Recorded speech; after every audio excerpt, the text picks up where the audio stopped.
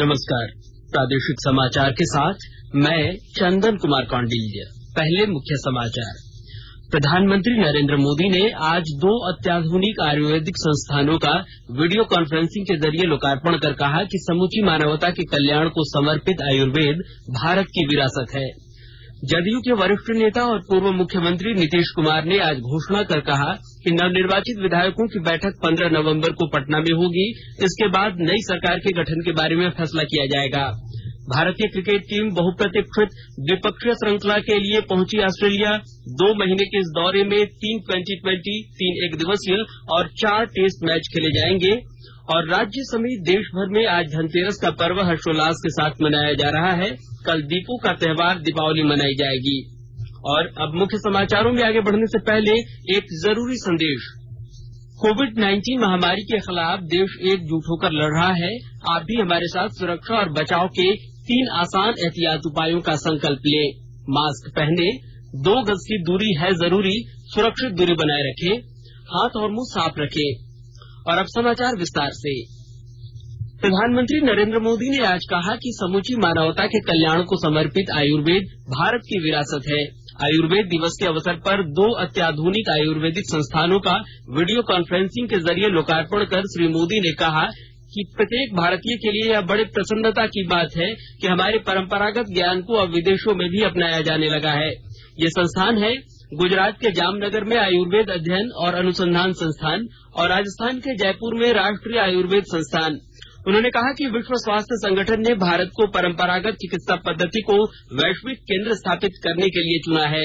श्री मोदी ने इस बात पर जोर दिया कि आयुर्वेद के ज्ञान को ग्रंथों, शास्त्रों और नुस्खों के दायरे से बाहर निकाला जाना चाहिए और इस प्राचीन ज्ञान को आधुनिक आवश्यकताओं के अनुसार ढाला जाना चाहिए। प्रधानमंत्री ने आशा व्यक्त की कि ये संस्थान अंतर्राष्ट्रीय मानदंडों के अनुसार आयुर्वेद का पाठ्यक्रम तैयार करेंगे। उन्होंने शिक्षा मंत्रालय और विश्वविद्यालय अनुदान आयोग से भी आग्रह किया कि वे आयुर्वेदिक भौतिक और आयुर्वेद रसायन शास्त्र जैसी शाखाओं में भी शिक्षण प्रशिक्षण की संभावनाओं का पता लगाएं। श्री मोदी ने स्टार्टअप उद्यमों और निजी क्षेत्रों से भी आग्रह किया कि वे वैश्विक रुझानों और मांग का अध्ययन कर आयुर्वेद के क्षेत्र में भागीदारी सुनिश्चित करें। आयुष मंत्री श्रीपद नाइक, राजस्थान के राज्यपाल कलराज मिश्रा, मुख्यमंत्री अशोक गहलोत, गुजरात के राज्यपाल आचार्य देवव्रत और मुख्यमंत्री विजय रूपानी इस अवसर पर उपस्थित थे। बिहार में एनडीए विधायक दल के नवनिर्वाचित विधायकों की बैठक 2 दिनों बाद 15 नवंबर को पटना में होगी। इस बैठक में नई सरकार के गठन के बारे में फैसला किया जाएगा। आज पटना में राष्ट्रीय जनतांत्रिक गठबंधन के चारों घटक दलों के नेताओं की बैठक के बाद नीतीश कुमार ने इसकी घोषणा की। उन्होंने कहा कि एनडीए के नवनिर्वाचित विधायक 15 नवंबर को नई सरकार के गठन के बारे में औपचारिक रूप से फैसला करेंगे। उन्होंने कहा कि राज्य मंत्रिमंडल की आखिरी बैठक आज आयोजित कर विधानसभा भंग करने की सिफारिश की जाएगी। मुख्यमंत्री नीतीश कुमार के आधिकारिक आवास पर आयोजित एनडीए की पहली बैठक में आज सभी 4 घटक दलों जनता दल यूनाइटेड, भारतीय जनता पार्टी, हिंदुस्तानी आवाम मोर्चा और विकासशील इंसान पार्टी के नेताओं ने भाग लिया। इससे पहले जनता दल यूनाइटेड के अध्यक्ष नीतीश कुमार ने कहा था कि बैठक में सरकार के गठन से संबंधित हर पहलू पर चर्चा की जाएगी। केंद्र सरकार की लगभग 150 करोड़ रुपए की लागत से बनने वाली अलग अलग पुल पुलिया और सड़कों का निर्माण खूंटी क्षेत्र में होगा। खूंटी, तमाड़ और तोरपा विधानसभा में बनने वाली इन सड़कों और पुल पुलियों का शिलान्यास केंद्रीय मंत्री अर्जुन मुंडा, राज्य के पूर्व ग्रामीण विकास मंत्री नीलकंठ सिंह मुंडा और तमाड़ विधायक विकास सिंह मुंडा ने खूंटी नगर पंचायत सभागार में कुल 42 योजनाओं का शिलान्यास किया। इन योजनाओं में 35 प्रधानमंत्री ग्राम सड़क योजना और 7 पुल पुलिया शामिल है। सभा को संबोधित करते हुए केंद्रीय मंत्री ने कहा कि केंद्र सरकार के माध्यम से खूंटी जिले के विकास के लिए किसी तरह की कोई कमी नहीं होगी। यदि सहजता के साथ गांव के उत्पादन को बाजार तक नहीं पहुंचाते हैं तो किसान को जो सुविधा मिलना चाहिए, जो आमदनी होना चाहिए, वो नहीं हो। तो इससे गांव की अर्थव्यवस्था में सुधार होने का प्रमुख मापदंड माना गया है। और आज देश में प्रधानमंत्री सड़क रोजगार योजना का कार्यक्रम चल रहा है। राज्य सरकार जितना अधिक जिस ढंग से जितना सक्रियता के साथ इन सारी चीजों को आगे बढ़ाएगी, मैं इतना कह सकता हूं कि भारत सरकार के माध्यम से खूंटी जिला को तो निश्चित रूप से पूरे राज्य में जितनी भी ऐसे आवश्यकता के अनुसार योजना भेजेंगे उसके लिए भारत सरकार पर्याप्त राशि देने के लिए प्रतिबद्ध है, उसमें अग्रसर है। झारखंड राज्य प्रदूषण नियंत्रण परिषद ने रांची समेत 14 जिलों के शहरी क्षेत्रों में वायु की गुणवत्ता स्तर को थोड़ा प्रदूषित श्रेणी में शामिल करते हुए दीपावली के दिन सिर्फ 2 घंटे तक हरित पटाखे फोड़ने की अनुमति दी है, जबकि 10 जिलों चतरा, गढ़वा, लातेहार, लोहरदगा, गुमला, सिमडेगा, खूंटी, कोडरमा, जामताड़ा और दुमका के शहरी तथा ग्रामीण क्षेत्रों में वायु गुणवत्ता स्तर को अच्छी या संतोषप्रद श्रेणी में रखते हुए दीपावली के दिन शाम में 8 बजे से 10 बजे तक 125 डेसिबल से कम ध्वनि सीमा वाले पटाखे फोड़ने की अनुमति दी है। राज्य के जिन जिलों में शहरी क्षेत्रों को थोड़ा प्रदूषित श्रेणी में रखा गया है, उनमें रांची, रामगढ़, बोकारो, पलामू, पूर्वी सिंहभूम, पश्चिमी सिंहभूम, सरायकेला खरसावां, हजारीबाग, गिरिडीह, धनबाद, देवघर, गोड्डा, पाकुड़ और साहेबगंज शामिल है। परिषद के सदस्य सचिव राजीव लोचन बख्शी ने बताया कि जो भी व्यक्ति इन निर्देशों का उल्लंघन करते पाया जाएगा, उसके खिलाफ भारतीय दंड विधान की धारा 188 और वायु प्रदूषण निवारण एवं नियंत्रण अधिनियम 1981 की धारा 37 तथा अन्य संगत अधिनियमों के तहत सम्मत कार्रवाई की जाएगी।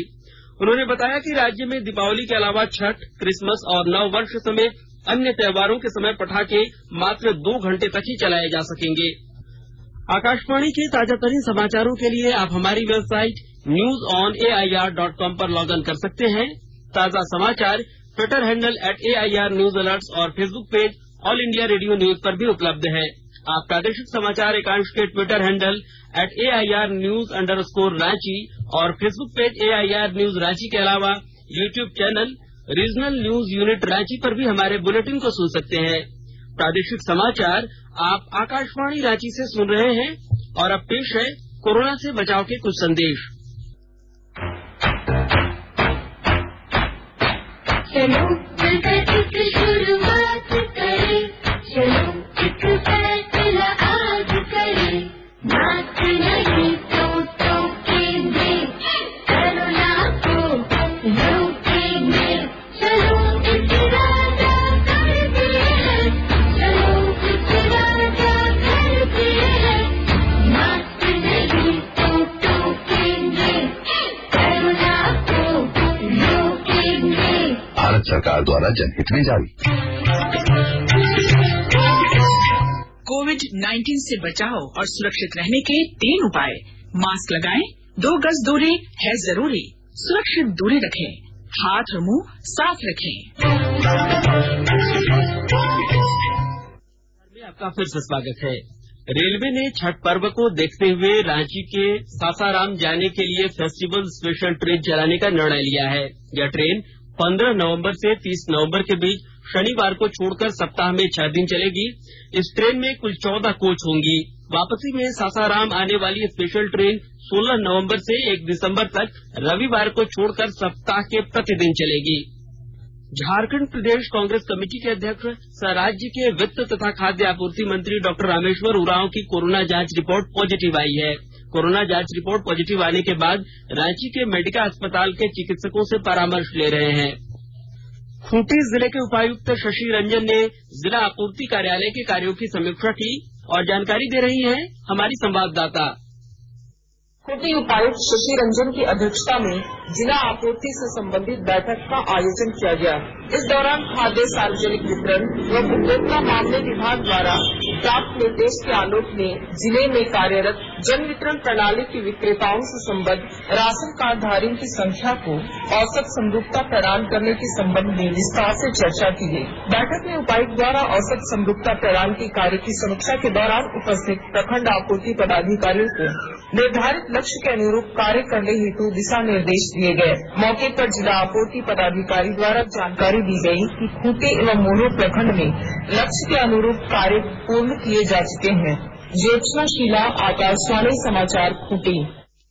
पश्चिमी सिंहभूम जिले में कोरोना काल में वन क्षेत्र में रहने वाले छूटे हुए लोगों को विशेष अभियान चलाकर वन पट्टा दिया जाएगा। कोरोना काल में वन क्षेत्र में रहने वाले लोगों को इससे बड़ी राहत मिलेगी। पश्चिमी सिंहभूम जिला वनाधिकार अधिनियम के तहत वन पट्टा वितरण करने के मामले में राज्य में अव्वल बना हुआ है। संख्या के हिसाब से राज्य के किसी अन्य जिले की अपेक्षा वन पट्टा वितरण मामले में सबसे ज्यादा लाभ पश्चिमी सिंहभूम जिला के लोगों को मिला है।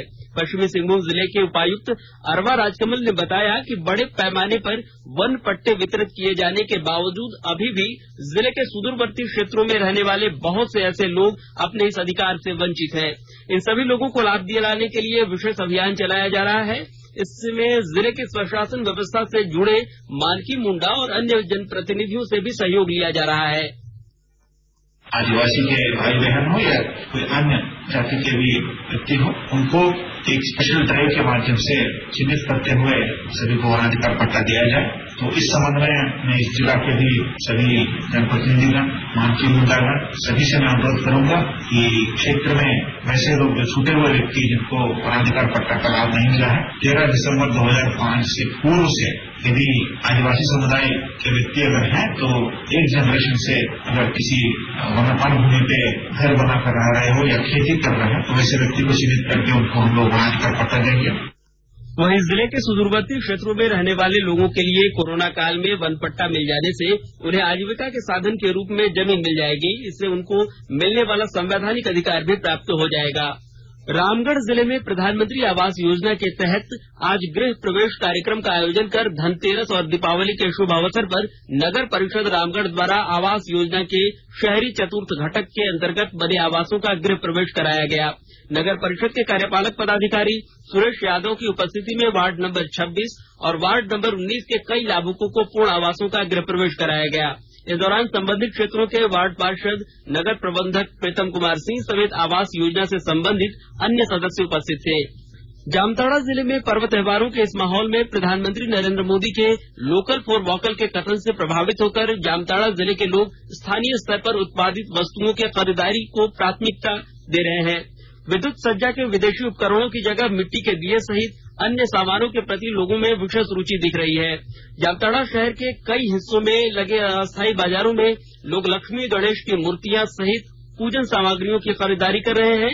स्थानीय स्तर पर उत्पादित सामानों के प्रति लोगों में रुचि को लेकर दुकानदारों में भी खुशी है। वहीं कोरोना संक्रमण को लेकर लोग सामाजिक दूरी, मास्क का प्रयोग समेत अन्य आवश्यक सुझावों पर अमल कर रहे हैं। इधर पश्चिमी सिंहभूम चैम्बर ऑफ कॉमर्स एवं इंडस्ट्रीज के बिष्टुपुर स्थित प्रांगण में 3 दिवसीय दीप मेला का आयोजन किया गया है। कैट के महासचिव सुरेश संथालिया ने बताया कि चैम्बर द्वारा पिछले 10 वर्षों से इस मेले का आयोजन किया जा रहा है। इस बार मेले की विशेष बात यह है कि चीन से भारत के संबंध खटास होने के कारण और प्रधानमंत्री द्वारा वोकल फॉर लोकल के आह्वान के कारण स्वदेशी वस्तुओं की बिक्री हो रही है। यहाँ स्थानीय कुम्हार और लघु उद्यमियों को एक मंच प्रदान किया गया है। भारतीय क्रिकेट टीम बहुप्रतीक्षित द्विपक्षीय श्रृंखला के लिए ऑस्ट्रेलिया पहुंच गई है। 2 महीने के इस दौरे में मेजबान ऑस्ट्रेलिया से 3 T20, 3 एक दिवसीय और 4 टेस्ट मैच खेले जाएंगे। हालांकि पहला 2020 मुकाबला 27 नवंबर को खेला जाएगा। राज्य समेत देश भर में आज धनतेरस का पर्व मनाया जा रहा है। कल दीपों का त्योहार दीपावली मनाई जाएगी। धनतेरस के साथ ही 5 दिनों के दीपोत्सव की शुरुआत हो जाती है। कार्तिक मास के कृष्ण पक्ष की त्रयोदशी तिथि को धनतेरस मनाया जाता है। धनतेरस के दिन भगवान धनवंतरी की पूजा अर्चना की जाती है। मान्यता है कि समुद्र मंथन के समय भगवान धनवंतरी एक रत्न के रूप में समुद्र से मंथन से बाहर आए थे। धनतेरस के शुभ अवसर पर धनवंतरी के साथ भगवान गणेश, माता लक्ष्मी और कुबेर जी की आराधना भी की जाती है। वर्ष 2016 से हर वर्ष धनवंतरी जयंती के अवसर पर आयुर्वेद दिवस भी मनाया जाता है। इधर प्रधानमंत्री नरेंद्र मोदी ने देशवासियों को धनतेरस की शुभकामनाएं दी हैं। श्री मोदी ने कामना की है कि भगवान धनवंतरी सबके जीवन में सुख, समृद्धि और सौभाग्य और उत्तम स्वास्थ्य लाए। हजारीबाग जिले में लोग हर्षोल्लास के साथ आरोग्य के देवता धनवंतरी और समृद्धि के देवता श्री लक्ष्मी गणेश की पूजा की तैयारी में जुटे हैं। विस्तृत जानकारी दे रहे हैं हमारे संवाददाता।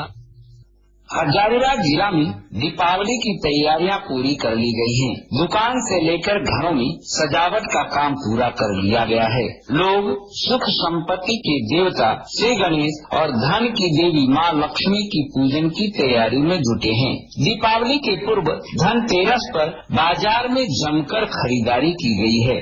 इस वर्ष भी शहीद स्मारक पर एक दिया शहीदों के नाम कार्यक्रम आयोजित हुआ। सामाजिक दूरी का पालन करते हुए लोगों ने शहीद स्मारक को दियों से रोशन कर शहीदों को याद किया।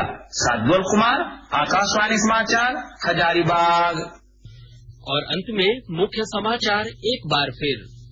प्रधानमंत्री नरेंद्र मोदी ने आज 2 अत्याधुनिक आयुर्वेदिक संस्थानों का वीडियो कॉन्फ्रेंसिंग के जरिए लोकार्पण कर कहा कि समूची मानवता के कल्याण को समर्पित आयुर्वेद भारत की विरासत है। जदयू के वरिष्ठ नेता और पूर्व मुख्यमंत्री नीतीश कुमार ने आज घोषणा कर कहा कि नवनिर्वाचित विधायकों की बैठक 15 नवंबर को पटना में होगी। इसके बाद नई सरकार के गठन के बारे में फैसला किया जाएगा। भारतीय क्रिकेट टीम बहुप्रतीक्षित द्विपक्षीय श्रृंखला के लिए पहुंची ऑस्ट्रेलिया। 2 महीने के इस दौरे में 3 T20, 3 एकदिवसीय और 4 टेस्ट मैच खेले जाएंगे। और राज्य समेत देश भर में आज धनतेरस का पर्व हर्षोल्लास के साथ मनाया जा रहा है। कल दीपों का त्योहार दीपावली मनाई जाएगी। इसके साथ ही आकाशवाणी रांची से प्रादेशिक समाचार का यह बुलेटिन समाप्त हुआ। नमस्कार। घर में रहिए, सुरक्षित रहिए और सुनते रहिए आकाशवाणी।